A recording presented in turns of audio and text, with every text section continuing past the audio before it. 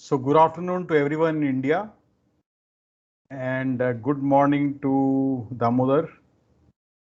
And if people are joining from other geography, good evening also. So depending on where you are. So welcome to the 7th episode of the second edition of SCM Talk Show. As you know that we have this talk show every fortnight and last one was on 5th June. And what we do is topics we choose from the area of interest that we gather from the responses that you have given to the survey that we sent. And as usual, this session also is recorded and it will be made available for free on Novux mobile app as well as Novux YouTube channel. So right now we are putting everyone on listen only mode. So if you have any questions and if you want to ask any question, please submit the question in the chat box. We will take a few questions at the end depending on the availability of the time. So let me begin today's session. So it is my pleasure to introduce Mr. Damodar Sahu, working as the head of Global Strategic Alliance and GTM, New Age and SaaS application at Wipro. So presently he is in the USA. As a design thinker, Damodar works at confluence of business and emerging technologies, which is extremely important, very important. His digital transformation approach and innovative technology application through process is well acclaimed by his presentations as speaker in numerous technology conferences and global fora, and through his numerous articles and blogs in the print and social media. So you would want to go and search and then read his blog and articles. Currently, he is responsible for building Wipro's New Age and SaaS Products Alliance and Partnership Program worldwide. So he's a proven track record over 23 years and sound academic credentials.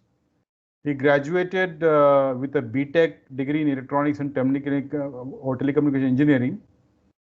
He also has a Master's in Operations Management from MIT University, MDP on Leadership in the Age of Digital Transformation from IIM Calcutta, and a research scholar on computer science. So Damodar has various interests from computer science to operations management, so he has wide interest.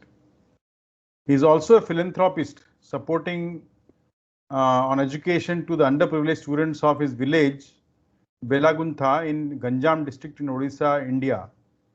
As you all know that I have also some Odisha connection. I was a student of NIT Rourkela, what is NIT now, but my time it was REC Rourkela, and I passed out from there in 1980.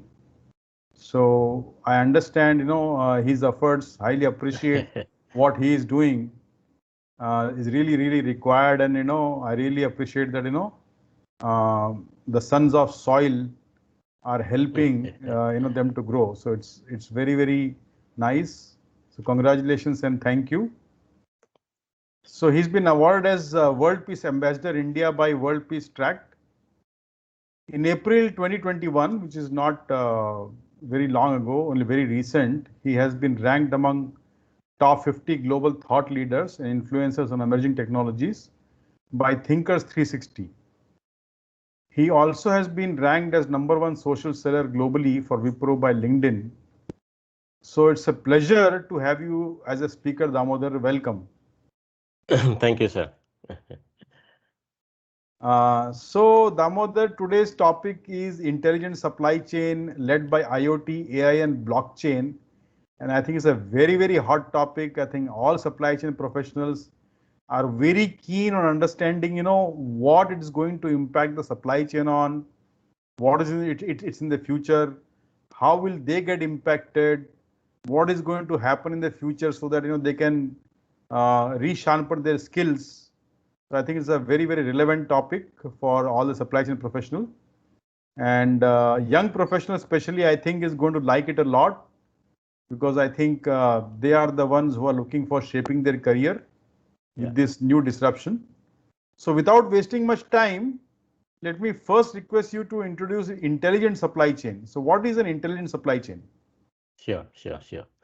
So, namaskar, good afternoon.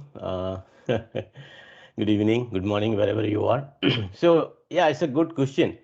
So, I was just referring Elon Musk's quote, the CEO of Tesla and SpaceX, right? So, he said the supply chain stuff is really tricky. I also agree, right? We all talk about transformation, right? Digital transformation, let's say supply chain transformation. So, I always say transformation is is a journey, right? It's not the end state. I cannot decide today, okay, tomorrow I will transform myself to that level. But tomorrow, the moment you will go tomorrow, day after will be different, right? So it's a continuous journey. So if you see entire, let's say internet, we'll talk about blockchain, IoT little bit, on AI as well. So let's say digital transformation has taken center stage of all industries. New technologies like cloud, AI, IoT, they are actually increasing the attack surface of any organization digital asset. So let me talk about what is intelligent supply chain. I'll give you a story. If you go to World Health Organization website, so how many people we are? We are close to 7.8 billion people worldwide. India contributes, let's say, 1.35. So if you see 1 in 10 people fall ill after eating contaminated food. So you know what is contaminated food, processed food mostly, right? And 500,000 people, they die every year because of consuming contaminated food. Let's come back to the children below age of 5 years. Close to 40% people, children, let's say out of 200k, right, 200,000 people under or kids under 5, they are getting affected because of foodborne disease. You know what are the foodborne disease and how our kids' food habit has been changed, right? And the interesting, I mean, the not interesting, the unfortunate part is 125,000 kids that die every year because of consuming that. So what does that mean? So I can say it's a food crimes are in rise. Let's say if you remember earlier days, we used to have a lot of liquor deaths. People consume all country liquor and they used to die. I mean, you can see, right? I mean, village, I mean, okay, the people have died, let's say hundreds of people used to die. Now it is control, right? Let's say you talk about your medicine crime, like all expired medicines are again getting recycled. So it's a food crime, right? And earlier you have seen, you have heard about Maggie, right? It was stopped for a few years, then again you started, right? So food crimes are in rise global, I mean, worldwide. So is there any technology which we can trace food backward? We always talk about farm to fork, right? Can we reverse track the story, fork to farm? It is possible, little difficult, but hold on, I'll talk about that. So what is the food fraud problem? Worldwide, it's a 40 billion food fraud problem, 40 billion US dollar, which is close to 15% of a company's annual revenue. If you talk about that, as per the Grocery Manufacturer Association, I was just reading yesterday, right? If that is addressed, it will boost 34% profit in those companies. I'm talking the consumer industry, right? Food industry, right? So can we leverage any of the technology for food traceability? Yes, we can do that. So how we can do that? Let's say we have a farmer, right? And what does it he do? So let's say he check the sowing time, your soil quality, water level. He puts some phosphorus, right, based on the required, etc. He does that. Let's say for strawberry jam or tomato jam. So the farmer cultivate strawberry or tomato and ship to a manufacturer. So what does a manufacturer does? So manufacturer, he put a lot of ingredients to put the taste. Then he does processing, right? And he track everything, information a lot, like your temperature, processing. Then he pack it. Then once he packs, he ships to his third party or fourth party logistics partner. Let's say it goes to retailer or supermarket, your large format retail stop, right? So then what happened? Then we being consumer go there and pick up. So if let's say it is storage in some temperature, details of the consumer details are already there. You have your lot information, right? These are all typical supply chain, right? Tracking, we do it, right? Let's say from farmer to manufacturer, manufacturer to retail, then to consumer. Then we go buy it, right? So can we put all the transaction in a particular ledger. You know, I mean, agriculture in IoT is not new. We are tracking there, right? Your soil time, your water level, phosphorus level, we are tracking there. All the tracking comes to your manufacturing. Manufacturers tracks it, right? Put ingredients, all sort of thing. Then he make a lot and ship to. Then finally, the moment you got it. So let's say whatever I talk about, can we have a tracking from farmer to consumer, right? We can also track, right? All our details are with the retailer, right? So you just put your mobile number, email ID, he tracks all your purchase details, everything, right? So everything is there in one ledger. So if everything is in one ledger, can one particular, it can be by a manufacturer or it can be by a retailer. Can a retailer or a manufacturer enable me to track my food story backwards from fork to farm, just simple a mobile app? It is possible. Let's say, let's say if you are in Mumbai, or let's say you are in Bangalore, let's say you are consuming one particular milk. So if you found something suspicious on the quantity of the, not quantity, quality of the milk or quality of any processed food with a QR code, can you just backtrack the story? Let's say fork to farm? It is possible. I think it's already happened a couple of in European countries. US also, I think a couple of manufacturers, they are doing it. And I think once that is done, then your consumer is empowered, right, to understand exactly where your milk is produced. I mean, we can actually get into the who is the farmer, where exactly it is, right? So that empowerment is very much possible. So that I'm talking about the intelligent supply chain. Yeah. Yeah, so So thank you so much. So I think I remember it was last year, I think, I don't know which company, but some company which is selling yeah, turkey during last Thanksgiving in the US, they were labeling each turkey with a unique ID, sure. and they use this blockchain technology to trace, the turkey backwards into the farm, Yeah, how it was bred and how it was raised and what food was given, and and so on and so forth. So there's a huge absolutely, thing. So I think that will absolutely. bring a lot of transparency in the whole supply Yes. chain and empower the customer, as per the customer. Yeah, Yeah. So I think related to blockchain, I have one more question. yeah, This is one example, but I think the initial application of blockchain we hear about more in financial sector in bitcoins and so on.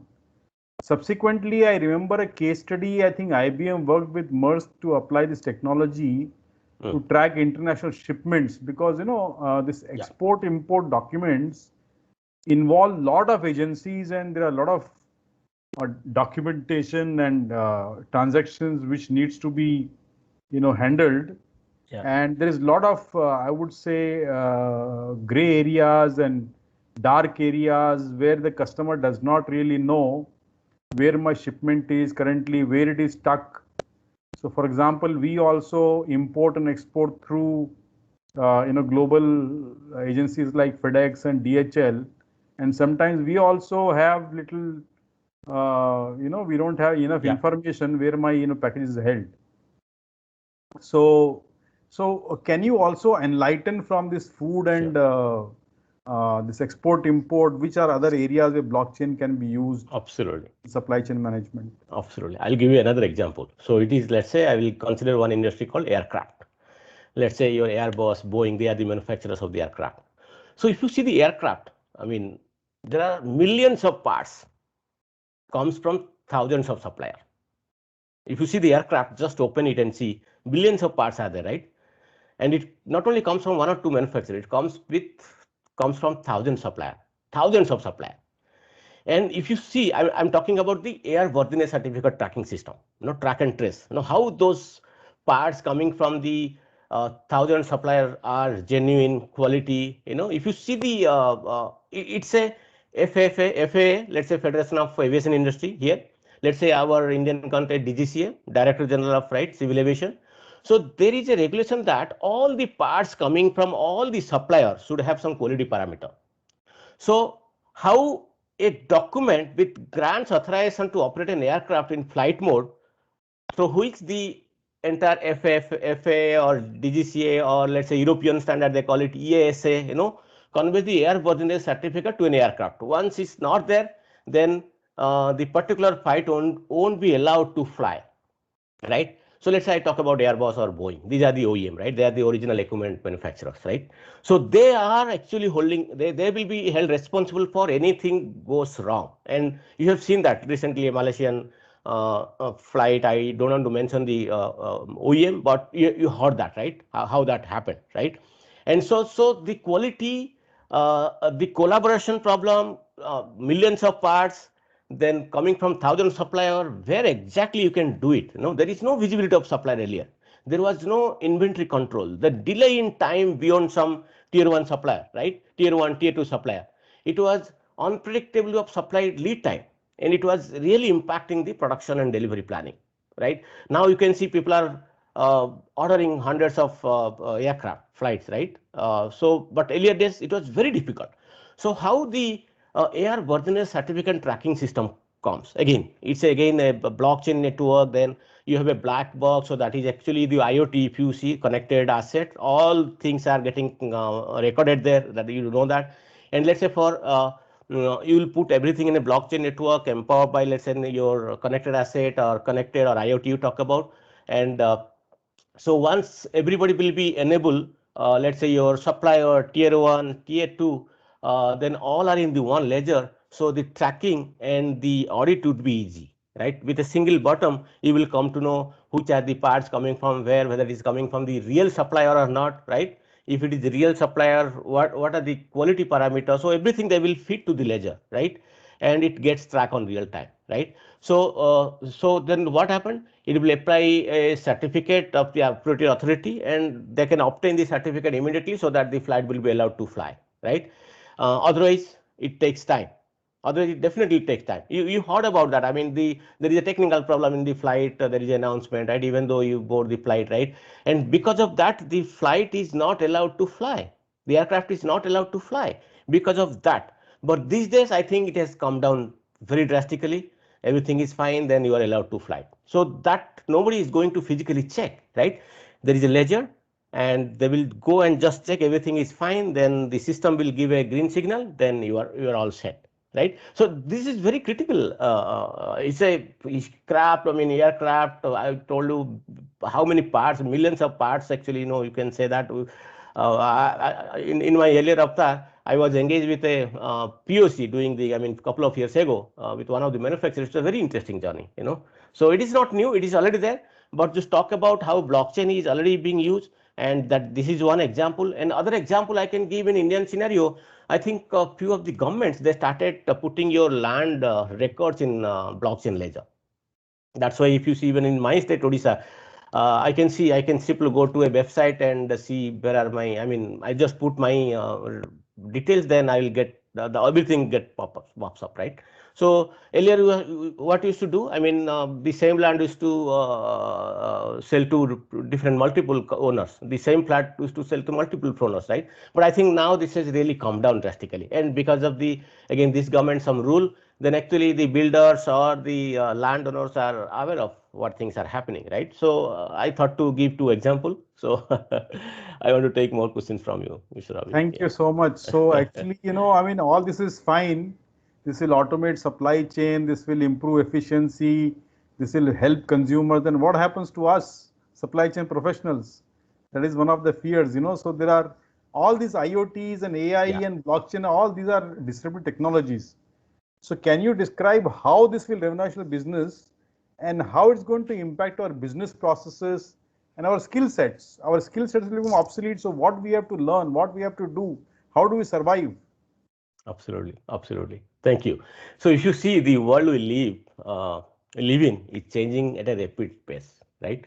And the recent COVID is still on, and the COVID has really shown us, how inefficiency our systems are, right? Though we could have predicted, but because of maybe some issue, or maybe I can blame 1 or 2 government, right? But they could not alert to the whole world, so that's why you are suffering. Otherwise, if you could have been predicted, then you see the scenario. You see, cyclone comes every year to west coast, east coast, especially let's say Andhra Pradesh and let's say Odisha. Now it has gone to West Bengal this time. So how can actually able to predict, and we take all measures? So even COVID could have been predicted. I was just reading a blockchain paper a few days ago, and some guy told, yeah, it could have been predicted if the particular government has alerted in advance, right? Let's say it started in 2019 November period, but exactly the world came to know in February 2020, right? So there was a gap of let's say 2-3 months, right? So coming back to our topic, yes, the supply chain of the future is undergoing a major transformation process. So the supply chain leaders are investing to keep up the societal and technological changes I talk about. Let's say AI is coming to picture. AI is the future, people are saying, right? I mean, it is. And technology has led the way, enabling supply chain software to become fast and more efficient, right? And with technology, through let's say talk about warehouse or transport systems or business processes, they are able to capture all data and let's say improve the labor management, monitor resources, reduce stock losses, even also let's say how the supply chain planning, demand planning or design or forecasting is so robust that OEMs or the part supplier, they can able to produce a part what exactly their customer needs tomorrow, right? So exact demand planning coming to picture, inventory carrying cost has come down, so people are not stocking their parts in inventory, right? So that is because of your proper supply chain forecasting, right? So net what I mean to say, if you think that you see industry 4.0, because of all industry 4.0 IoT, it's all leading to let's say connected or intelligent supply chain. If you think that the internet has changed our life, yes, it is. And that's why if you see, I think one of the founder of blockchain, I forgot, Don Masco, right? I mean, he has said this blockchain would be the second era of internet. So we have seen the first era of internet, right? So the blockchain would be the second era of internet by 2025. That is the prediction, right? And as I told you, any transformation, let it be supply chain, it's a journey of phases. So I always talk to my customer, there are 4 phases. So let's say we are connected, right? So after connected means what? That means you are doing a retrofitting sensor in your plant or your transport or your vehicle, or let's say if you are doing anything, you have to retrofit if it is not connected. So once you are retrofitting sensors, that means you are collecting data continuously, right? That means you are connected, you are aware of what is happening in your asset or your asset or your factory. Then next should be, it should be contextualized. So what is contextualized? Basically, let's say you are building and delivering data driven insight, right? I mean, we call it data is money, right? So that means you are actually processing the complex event, then you are taking custom actions, right?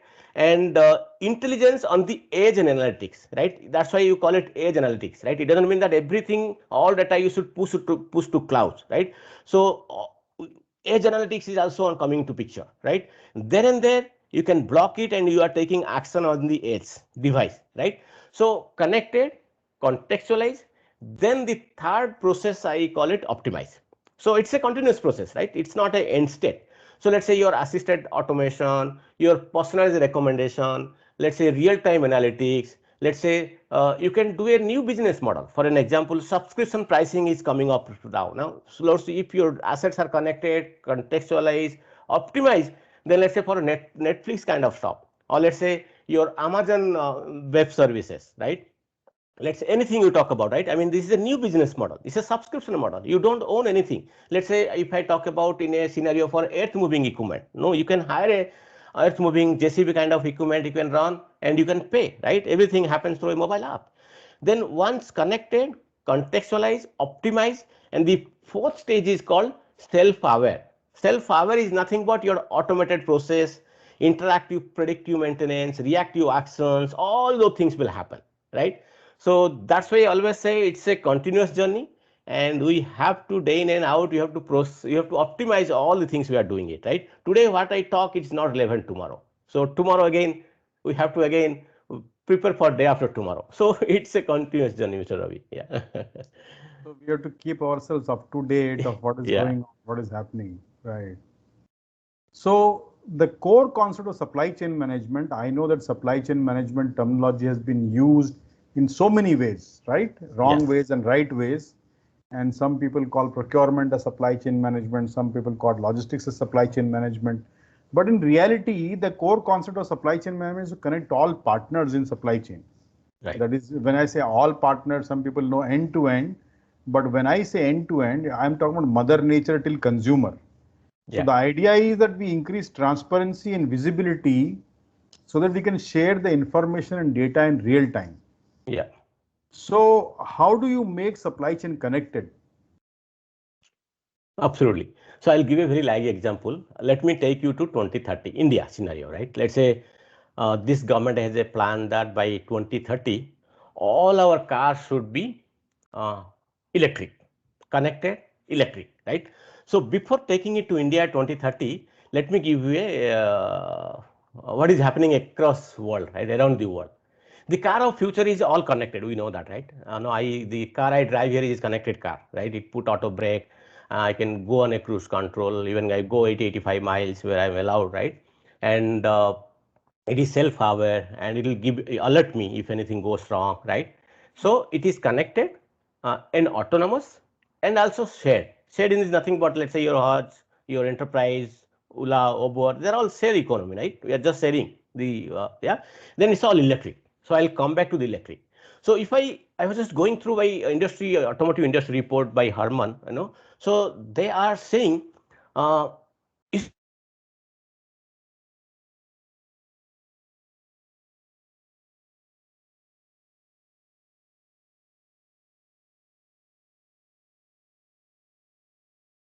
am I audible? Am I audible? I think I'll. For some time, I think the voice was Yeah, lost. I lost it. Yeah. Okay, I'm fine now, right? Okay. Right. So I was talking about by 23rd, the car will be more connected, autonomous, shared, and electric. So that's why they call it CASE. CASE, connected, autonomous, shared, and electric, right? So by 2030, all the OEMs, you know, they want to create that mindset from per mileage to experience per mile, right? Because people are all moving to subscription. I mean, mostly in US, if you see, people are all going on rental car, right? They don't own a car, right? You just take a lease, 2 years, 3 years, you use it and return it to the OEM or dealer, right? So they want to create EPM, experience per mile. Let's say coming back to our Indian scenario. So what will happen? You just imagine, let's say I think India sells close to 2.5 million cars in a year. I think 50% comes from Maruti, right? That means Maruti sells close to, I think, 1.25 million, right? 25 lakhs for an example, total, let's say 12 lakhs by Maruti, right? And let's say all the cars are electric car, for an example, by 2030. You just imagine. So if all the cars are electric by 2030, do you imagine the Oil India, Bharat Petroleum, HPCL, the kind of petrol pumps now there, do you feel that the same setup is required by 2030? It may not. And you see, today is 2021, next 9 years, you see 2.5 million we are selling, maybe after 5 years, we will start selling 3 million, 30 lakhs, right? And see the kind of install base on road, right? It will go up. And the charging sessions, do you feel the current charging session will really sufficient? No. That means what? Every street, like earlier days, our PCO booth, STD booth, right? That space is required. That means what? It's just a car keeping space, and me will be enabled. I mean, you and me will be authorized to put a charging station just in front of our home, like earlier days PCO booth, if you remember that, right? Early 2000, right? So similar setup will happen. So what will happen? I will just a charging station, and it doesn't mean that the charging session will be handled by a few person. It's not possible, right? Like used to earlier booth, you just go do a call, you will get your bill, then you pay to the man and you move, right? In this case, what happens? Just go park your car, charge it, and you have all your details, your credit card, debit card, your all details are there, right? Then you pay and go, right? And how the authenticity, how you will be allowed to charge. For an example, government decides, I'm just giving an example. Let's say if your car is not well maintained, and let's say 10 years or 15 years, your car should not be on road. It should be scrapped. But let's say if you are a connected car, autonomous car, let's say you maintain your car well, your mileage is well within control. Every 6 months you do preventive maintenance, right? Then why your car should be asked not to be on road, right? So that means what? If your health of a car is okay, then you should be allowed as long as you maintain it, right? based on the Bharat 1, 2, 3, 4, I think Bharat 5 now, based on that guideline, emission guideline, right? Then we are talking about connected, autonomous. Let's say anything mishappens, anything accident happens on road, how that can be controlled. Let's say e-call, B-call in European standard. Let's say your breakdown call, your emergency call. So let's say if car is connected, if you met with an accident, then how the insurance will settle it automatically, without any manual intervention, right? If your car met with an accident, let's say how the emergency or the police or the ambulance get an automatic call, right? So how, like a black box in a aircraft, definitely we have something in the car, right? So that everything is recorded, all the events are recorded. So how that will be taken, who will own that, right? So again, we have to put everything on a ledger, which is nobody can, alter it, right? So your personal information, your payment history, your car information, your OEM information, all things put together. I feel that by 2030 we have to have that ledger with all autonomous or intelligence, so that everything can be automated, right? And then if anything accident happens, some miss happens, then how the entire your insurance, once let's say me or you, definitely it's only, birth and death are only true. So then how the entire thing will settle, right? The insurance part, right? So how that can be automated, right? So that I can see it's a combination of IoT, AI, and blockchain, Mr. Ravi. Yeah. Thank you so much. So I think we are talking about these three disruptive technologies. Yeah. But to be more specific, how it's going to transform the supply chain management? Good question. So as I told you, blockchain is the second era of internet. I think, I was not remembering the name. I think Don Tapscott, right? I think he's the blockchain research academy founder, right? I think based out of Canada. So he told by 2025, blockchain would be the like the fast era of internet is going on. We totally, without internet you can't do anything, and so that will be the second era of internet. So let's say what he has actually written, I'm just trying to recollect. So he said that let's say it's a internet is a value now, right? Where everything we manage through internet, including money, our identities, right? Let's say digital identity we talk about. Let's say your what you call Arogya Setu, for an example, right? This can be the future app where your all records should be there, and you should be allowed to move out of your home if you feel, if your app says you are healthy, and if you are taking a route to airport, if your surroundings are fine, then only you will be allowed. Otherwise the Google map or the Apple map will divert your route. Hey, this route is not good for you, like for traffic jams happens and we get the auto routing, right? So I'm thinking that way. Then again, anything on cultural assets, let's say your music, or let's say our voting can be done, right? Now you know that how our voting system, though great thanks to TN Session, he has actually done that revolutionarily, but still India is long way to go. How your voting can be secure, right? And how the all people can vote, right? Now I think if you see, 70 to 80% happens, in the maximum scenario. So blockchain along with IoT and AI, they are poised to transform every industry. I can see government to corporate to manufacturing to retail to consumer to even telecom, right? And for an example, I will give an example. Do you know, without a birth certificate, we are never born, right? Nobody will consider, if I don't have birth certificate, and that means I am not born officially, right? So how the blockchain could make life and death easier for families. For an example, I'll just give an example. I'm not going to scare you, but let's say how things will happen maybe down the line 2030, right? So let's say once we born, our records are recorded in municipal corporation or your panchayat or wherever you are born, right? And if you see in my time, let's say I was talking to Mr. Ravi, I am born in 1975 and Ravi graduated from NIT in 1980, right? So those days we never record our birth in our municipality or NSC or panchayat, right? And but now I think post 1990 we are doing it, right? So that is recorded. Then once you are 5 years, you go to school, then you're all started, right? Education, then you 10, 12, you graduate, masters, PhD, then you get into your professional life or social life, you get married, you have children. All those transaction events I talk about that, right? And then you create your own wealth, name, everything. Name in the sense, let's say you have your own IP, you have your content, everything is tracked somewhere, right? And let's say LinkedIn, my professional, if you go, then you can see me, what I do, right, on daily basis in LinkedIn, right? So these are all my assets, right? Similarly, I have my wealth, my bank.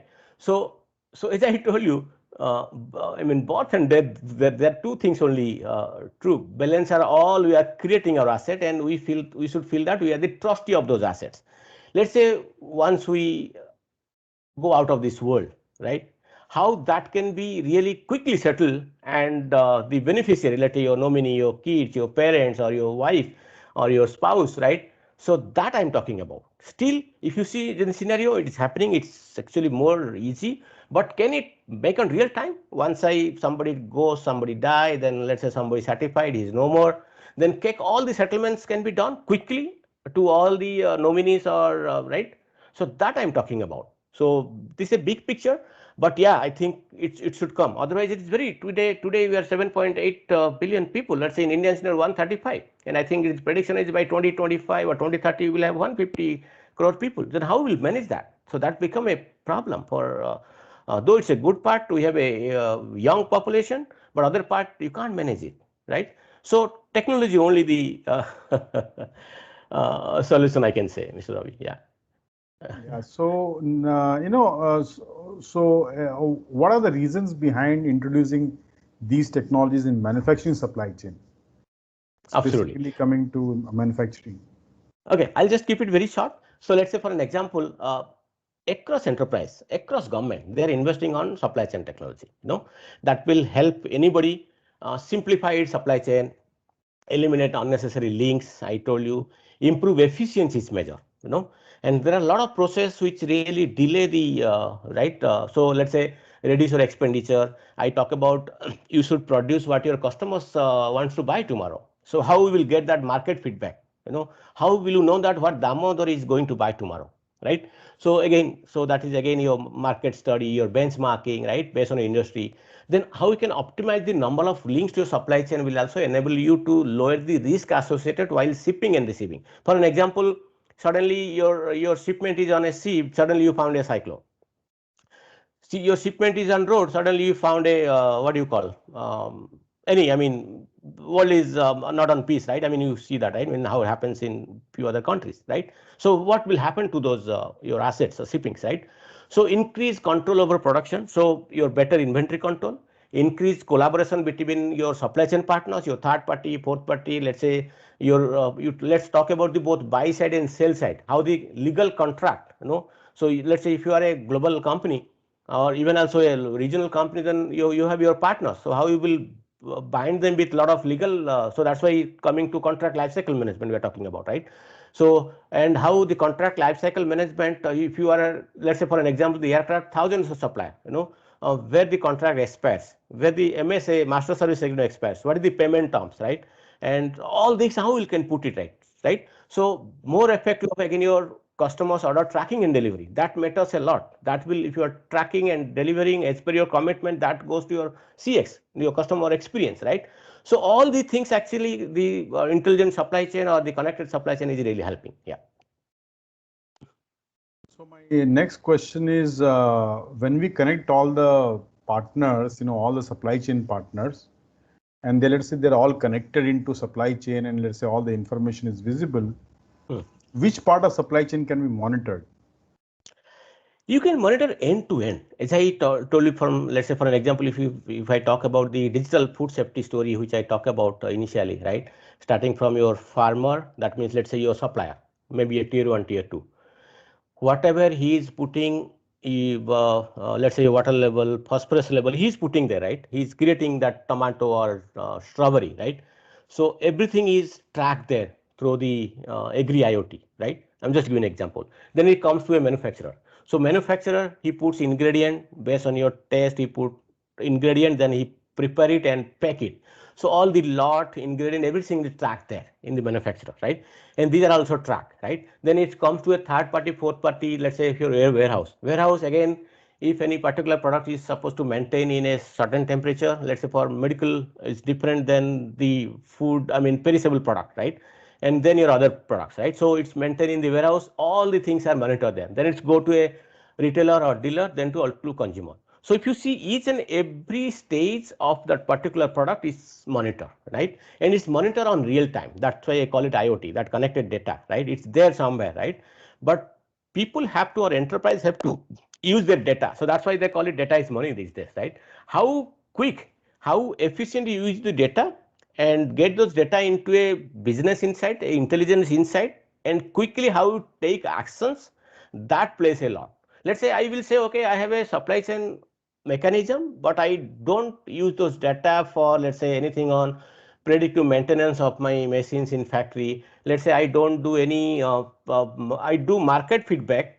Customers are actually complaining or giving feedback, but I don't use the data how I can make a better product next time, how I can make a better supply chain design next time, or distribution next time, how I can make a better aftermarket or after sales. You know, if I don't use it, then there is absolutely no issue. So data is there connected, and how efficient quickly you can turn those data into a business insight and ask all the relevant stakeholder to take action on real time, that will take you a long way. Otherwise, what happened? We will say we are connected, we are intelligent, but your business is as usual. Yeah. Thank Make you. sense, Ravi? So what kind of parameters can be monitored, for example? Let's say for an example, very typical example, if I can give in old school scenario, your planning, right? You will have a better planning. Sourcing, you will have a better sourcing. I mean, the contract lifecycle I talk about, you will have better clinical contract, and sourcing means it is purely visible, right? If you see most of the automotive OEMs, they have their tier 1, tier 2 supplier within their campus. For an example, if Ford plant is here or General Motors plant is here, most of their accessory suppliers are within their plant. That means what? They are somewhere nearby. So that means they can plan, anything goes wrong, somebody can go and address it, right? So it will help your proper planning, proper sourcing. Of course, once your planning sources is over, then you can make a better product. So once you make a better product, then you can make a better delivery. Once everything is better, then of course your return management, your customer service, your aftermarket also will be better. So these are the, I mean, but yeah, it will be more intelligent way of planning. So you call it intelligent planning, intelligent sourcing. You can make an intelligent product. That's why I call it intelligent car. Then your delivery means, of course, intelligent delivering. Of course, then you can talk about your connected customer service. That is return, right? Your IMA, what is that called? Return Material Authorization, RMA. Yeah. RMA, yes. Makes sense. Yeah. So coming to IoT part of it, what are the benefits of IoT-driven supply chain management solutions? Okay, I think 3-4 I have thought about the real-time tracking. For an example, you can track your supplier to your factory, and in factory also you can do a real tracking where exactly it is manufactured, what is happening.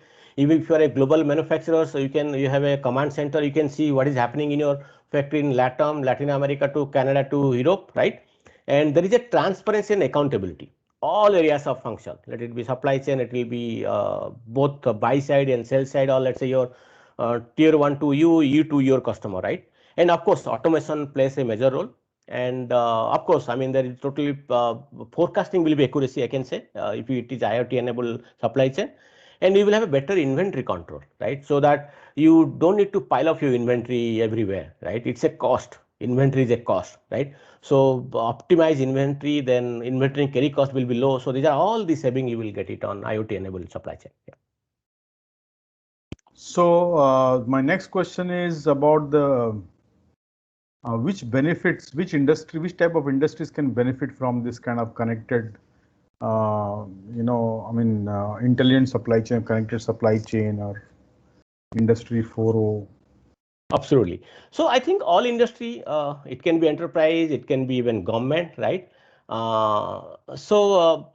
It's not about doing supply chain transformation, right? I mean, I say that it's a continuous journey. It's about how you prioritize or focus on your business challenges, For an example, let's say I'm in industry where I produce perishable product. That means there is a lot, let's say milk, right? So if I am in the industry, let's say it's only valid for 15 days, right? So how I can, after manufacture, how quickly it goes to consumer, that I have to shoot. So consumer should use within 15 days, right? I'm just giving an example, right? Then the second, I always talk to my customers saying that use a domain focused prioritizer. You see, let's say if I come with a automotive background, or if I go and talk to my automotive customers, so I understand their pain area, right? I understand what they must be, passing through. So I think we should use a domain focused prioritizer, right? So that a domain guy can go and talk about, I mean, I think as an IT guy cannot go and talk to a supply chain head in an automotive or an aircraft, right? So IT guy can go, but if the IT guy is coming from that background, then it will be better. So I always say domain first, technology second. So domain means you understand the deep domain area, so that if you go and talk to, then I think it will be better. No, technology comes later. Then we need to focus what are the client's challenges and what exactly is facing problem in the market, right? And of course, it should be a consultative approach, of course. Then of course, people with consulting experience will be really good. And plan for a holistic transformation involving people, process and technology. For an example, why a lot of the digital transformation projects fail, right? I mean, if I will give you the percentage, it will be horrible, right? People only take into, let it be supply chain transformation, let it be industry 4.0, let it be IoT implementation. I think people only mostly they get into the POC pilot and it doesn't go beyond that. What is the reason? That means they don't have proper buy-in from their management. Maybe they have some budget to do, they did that POC, post that, absolutely there is no vision. So there should be a digital vision, there should be a supply chain vision for that company. So how that you have to involve everybody, including HR, right? Business, marketing, right? I think that is not happening. On a curiosity, you go and do it, but post that you don't go. So I always say that, involve your entire management and get a management buy-in, get a budget. Then of course you have to devote some people to work on that. I cannot work on a transformation project if I am not involved there. I cannot do a part-time job there, right? And of course technology comes to picture. So bottom line is, all enterprise, all government must consider their domain depth and consulting approach while evaluating any supply chain transformation journey. Thank you so Sorry. much. So I think my career has been into ERP, and I Yeah. think we've been talking about this, parameters for success for a very, very long time. So I think technology is changing, but the parameter of success is more or less similar. How to make a project successful. Thank you so much. So let me go into another segment about your personal career journey, beginning with your school education. How did you end up being here where you are? It's actually a very nice journey. I'm truly feeling blessed, and thanks to all my seniors and my friends, my family, my well wishers. In fact, last week I remember I put my I have celebrated my 25 years into my professional journey. I just put it in LinkedIn. If you guys can go and just check it last week. So I say we should all celebrate life wherever you are, right? So if I look back, so I'm grateful for the all past 25 years, filled with all wonderful memories, and I can say it's uncounted learnings as well. So as you know, I'm from my title says that my surname says I'm from Odisha. I'm from South Odisha, in Andhra Odisha border. So after my college, I started. I always love teaching. I always love mixing with people. Says my point of view, right? So immediately after my engineering, then I was waiting to join that company and on campus recruit. Then I thought, okay, let me get into a college and start giving lecture. So I started my career as a lecturer and in a college. Then before moving to Mumbai, so I joined a office and banking automation company. It's a Coros India. It's, I think earlier it was part of, I think, Birla Group company. And Coros, they are famous for stationaries and all, right? So they have a division called banking and automation division where your ATM machine, currency counting. So I started my career as a maintenance engineer, So let's say I used to go to bank to install the ATM machine those days, 96, 97, right? And currency counting machine. I used to go to the bank currency chest, crores of rupees, right? And when there is a checkbook encoder, your checkbook printer, those days IDBI, ICICI Bank used to do that, right? So I started that. Then from Bombay, I came to Bhubaneswar, then to Hyderabad, Delhi, Bangalore. I was in Bay Area earlier. Now I am in Michigan, US. So all my 25 years, I can really feel proud myself. I have, though I have relocated and even also I rejoined two organizations, second stint and third stint. Let's say in my entire career, if you see, I'm truly blessed that I have been maintaining the best relationship with all my HOD or CEOs, right? If you find few of my ex-CEOs, they have actually given a good recommendation in my LinkedIn. So though I move one organization to other organization, but I don't know, it is not planned, but I never join any competitor so far. So what does that mean? Let's say I was in banking automation, I came to Bajaj Electricals. Basically, it's a different kind of segment. Then I went to Axel Frontline, again, it's a warranty management company. If you go to Bharti, and again, it's telecom. Then joined Wipro, the fast IT company 9 years ago. I'm in 10th year, my 10th year into Wipro, right? So this is all transformation, I can say. It is just happened. I never planned. That what does that mean? I never join a competitor means, let's say if you're an IT company, I never join an IT company. If I'm in a telecom company, I never join a telecom company, right? And so I always choose to be happy at workplace. So putting a smile on your face really works. Yeah, even if you put a smile while talking to your customer, really it works. He feel comfortable and he feel that you are comfortable. And once you put a smile on your face, that he feel that you are happy, right? And I always do to be fun at work. So, but I always feel something which really we all should do, that the PSR. So I call it PSR, personal social responsibility. Though there is a CSR, but that is at corporate level. So what exactly the individual is doing it? So I call it, you should find the joy in the journey. That is joy of giving, right? So then how you can do that? So I always believe that be good, do good, and don't worry about the third good. The third good will land on your feet, right? So I always say that there is always a reason to smile. So you just have to find it. So life should not be only lived, it should be celebrated. So that is how I have put it. And I got a lot of comments in the social media. Yeah, so I feel that I'm truly blessed. I'm talking to you means I'm feeling blessed. Thank you, Ravi. One more question: which type of experience and what kind of events really helped you shape your career? Okay, so I suggest, I mean, if you are into any kind of industry or supply chain, or you want to make your career, so I suggest just put your own point of view. Nothing wrong on. Just put it in even your Facebook page. Hey, this is my point of view on so and so topic. Then, if you are little mature, then take it to LinkedIn. Put your own point of view. So once these two things are done, then you approach. There are a lot of print media, a lot of web media. Then put your point of view. Start your own point of view. It may be wrong. People will comment you. Take that comment as a advice or suggestion. Improve it.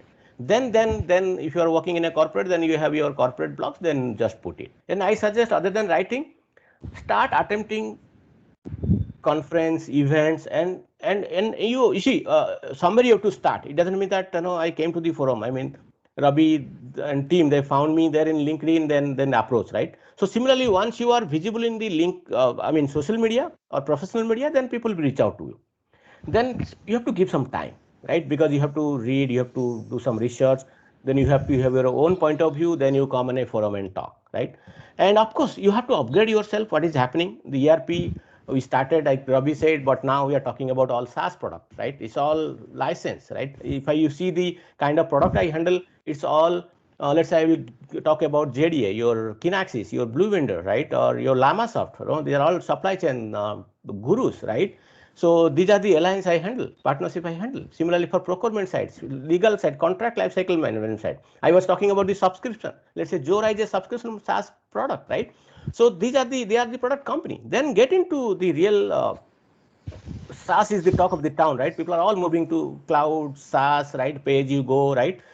Even so, not only pay as you grow, it's an outcome based model. Let's say some of our customers sometimes ask, can you have an outcome based? That means what? Let's say my supply chain entire is I'm managing within so and so percentage. Can you reduce that cost?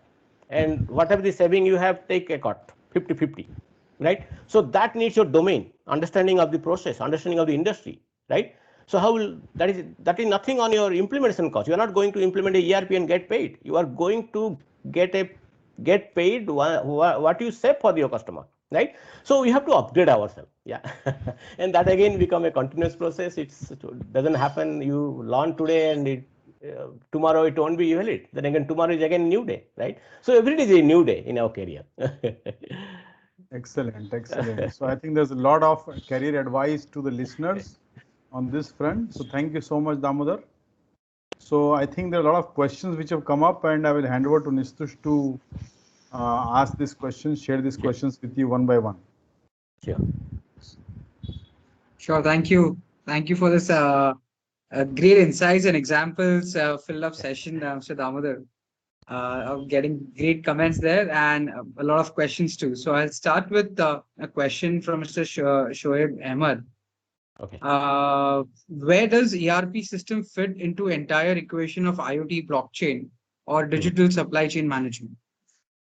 No, actually, you see, ERP is the backbone, right? I mean, if you see, you are not going to, don't touch any ERP system of any enterprise. That will be there, right?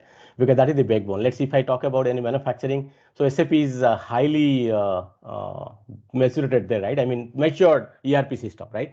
So on top of it, you have to put your supply chain track and trace. Let's put a blockchain ledger. No, I'm not going to recommend anything here, but put anything on blockchain ledger, right?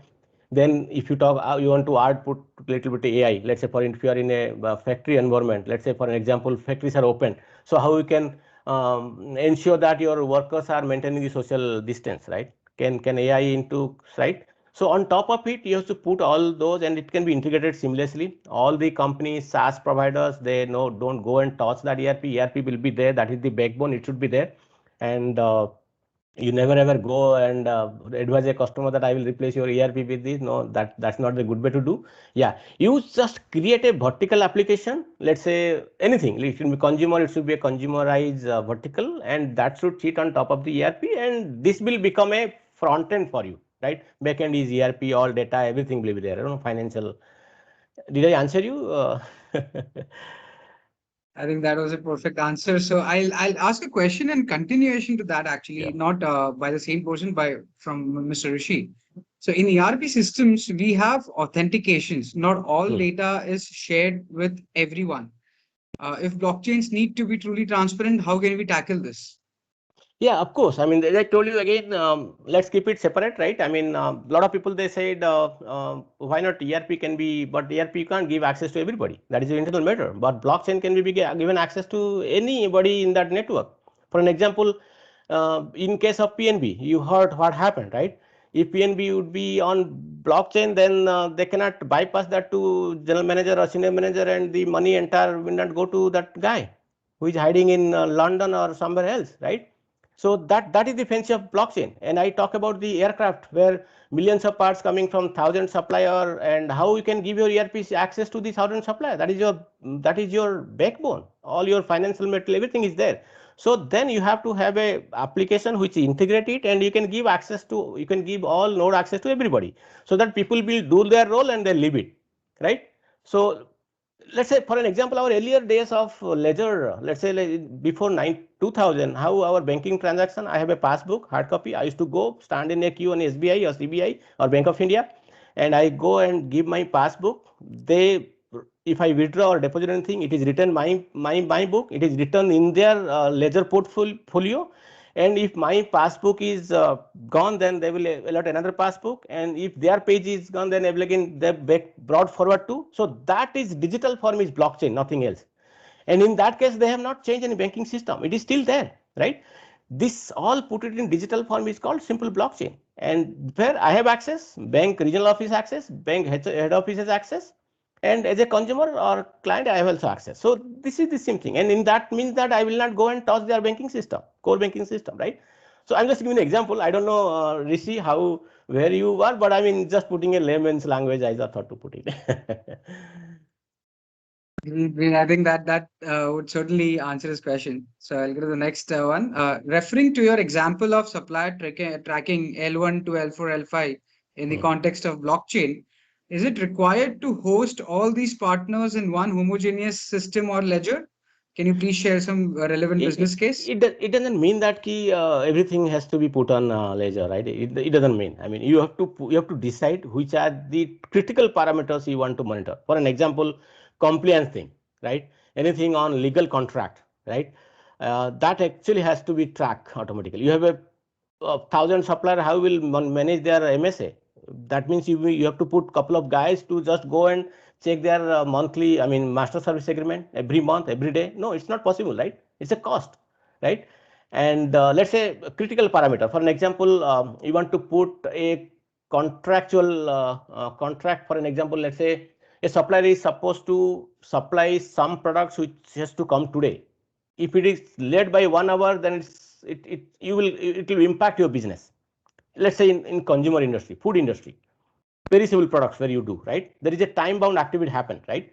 And for an example, in case of, let's say, healthcare, right? Let's say for vaccine, for an example, right? It has to maintain some temperature, right? And let's say, yeah, so it should reach the destination on time, and it has to maintain that temperature. And if temperature goes up and below, then immediately the trigger should go to the service provider so that he can maintain the temperature and he can monitor the temperature entire journey, right? Let's say for an example, your other products, meat, processed food, right? It's ship, right? How will maintain, you ensure that your temperature in that container is always same. If it is goes, then of course that things come to the ledger and everybody get alert, and your third party, your manufacturer, everything get alert, and they take that action. And I have given an example where you are actually shipping on sea and something happens on sea, cyclone, typhoon comes. How you can actually divert? You can manually divert. There should be automated routing process. It should come to the land nearest shore immediately, so that you can actually use those materials for a different customer in that particular land country. Right? So there are a lot of, so those are critical parameters. You should actually give priority, put it on there, and or make it automated, right? Those are least priority, put it. I mean, anyway, that's happening and it'll keep happening. Yeah. Great, thank you. So I'll ask two questions together. Actually, I feel Sure. they're almost the same thing. So one is by Mr. Rishi and another is by Mr. Malcolm. So companies are concerned about data security within a blockchain ecosystem. Is it justified today? What assurance do we have for future? And there's another question which is, I think, is similar, and that is, are blockchains secure? Yeah, so it's a good question. So yeah, the cyber security is the talk of the town, right? That's why there is cyber security professionals are all mostly demanded, right? And we are trying to put that in AI mode, artificial intelligence mode. Your phishing emails to cyber attacks, you have seen last, let's say, 10 to 12 months, how few even IT companies are attacked, even few manufacturing companies are actually attacked. They shut down their entire factory for few days. And no, I don't want to mention the OEM's name. It happened here, how few banks in US also during this COVID actually went through that entire process, right? So I'm not a cybersecurity expert, but I'll just try to, let me attempt to answer it. Yeah. So yes, blockchain, why blockchain? Because of the security, right? And why blockchain? Because of you cannot alter in data. Why blockchain? Because it is transparent. It access given to the agreed nodes, right? I mean, members, right? So, but yeah, absolutely. I don't deny that. Still, cyber criminals are very aggressive, and because we are doing everything from internet and from home remotely, we are doing it. So there is a high chance that they may take you on task. So it is up to the cyber security professionals how we will maintain your IT system so strong, and how we can put AI into cyber security so that you can get a alert in advance. And before they shut down your system, you shut down in advance and take a measurement, right? So that I were to say. But yeah, as I told you, I'm not an expert on cyber security, so I should not go beyond what I said. All right, thank you. Great. So we'll take last couple of questions actually. So this question is by Mr. Gaurav. He says, great insight, just like an example of blockchain for government or birth certificate. Any real life example of blockchain use from demand and supply planning or warehousing inbound, outbound? And also, yeah, I'll just extend this question. He has just added to the previous question. blockchains have helped in SCM for which of the KPI improvements, and any real life example to quote that where you have implemented? Okay. So my experience said anything on contractual, legal, and your service agreement, service level agreement. I think mostly these are the parameters all the big enterprise they track it, because that is the key, and that there is a dollar value into it, right? So, but yeah, track and trace, it can be done through simple IoT, right? Any sensor or edge, you can put it and track it. And it doesn't mean that all the IoT data should be in blockchain. It's not. And yeah, most critical, the contractual obligation, your what you agree with your customer, what you agree with your partner or your vendor, those are, I think, the big tickets. And I think people are monitoring for blockchain. Yeah. Or anything related to your health record, for an example, in a healthcare industry or a payer industry, right? Let's say if you talk about that cold chain, right? Cold chain is nothing but, again, in a blockchain, right? Let's say you are shipping any critical consignment. It can be your blood, plasma, right? And these are the critical thing, right? So I think these are tracked, especially for temperature, right? And so those are the things actually blockchain helps a lot. Yeah. All right, thank you. So just the last question for this episode is for Mr. Lokesh. Could you please share your experience where you have implemented intelligent supply chain and the challenges faced? Okay, I should not name because this is a, yeah. It's a many. So if I have just, what are the example I have given? These are all the real time example. So I should not name the client, but I given an example of how we can reverse the food story backward from fork to farm. I have given example of aircraft. Yes, I was part of the team, and I feel proud to be there in the team. And track and trace, there are many, starting from your construction equipment to connected car. I talk about the connected car. So yeah, so that is again a one story. India also, I was there in Bangalore, Bipro. So I was part of the journey. So whatever the story I talk about is all from my experience. And the 2030 story I talk about, because automotive comes to me. I'm in Detroit area, so it's a automotive manufacturing hub, right? So that's why I've given an example of Ford, General Motor. So prior to this role, I was working in the automotive industry as a digital strategist. So that's why that comes to. So whatever story, if you heard about, from starting from consumer to aircraft or automotive, these are the journey, and people are all using it. That's why I call the future of automotive. It's not connected car; it is all connected, autonomous, shared, and mobility, right? And electric is the future. I think that's why people are all focusing on electric. And everywhere, if you see, especially in US, is highly mature market, highly competitive market, and I think they have actually the power to do anything on new. So that's why you find most of the tech startups are in Bay Area, California, no, then followed by Bangalore and other part of our country. So yeah, people here, they spend and they do quick pilot, and they always say that, yeah, let's do a quick pilot and let's fail fast, right? So if you fail fast, then you will come to know what you will do next, right?